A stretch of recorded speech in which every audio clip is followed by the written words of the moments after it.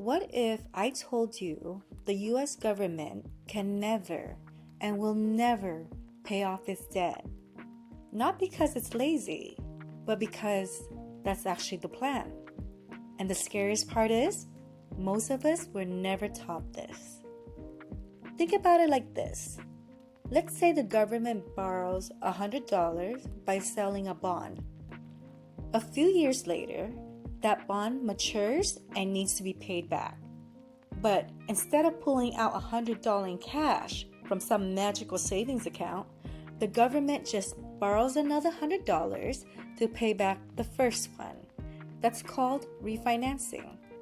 And it doesn't stop there, because with inflation and new obligations, the next bond might need to be $150.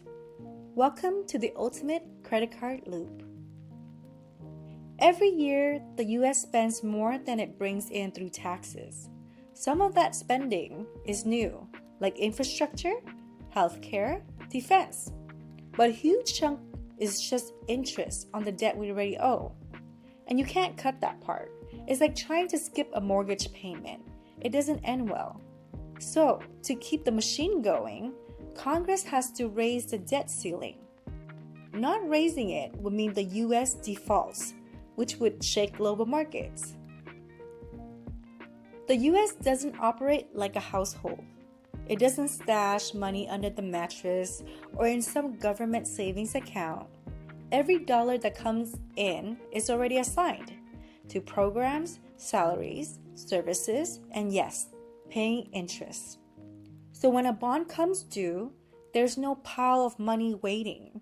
There's just a new bond ready to take its place.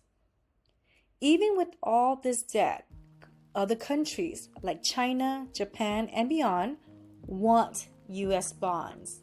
Why? Because they're still considered the safest investment in the world.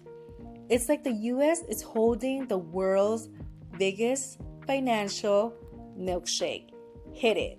My milkshake brings all the boys to the yard and they're like, my interest bigger than yours, damn right.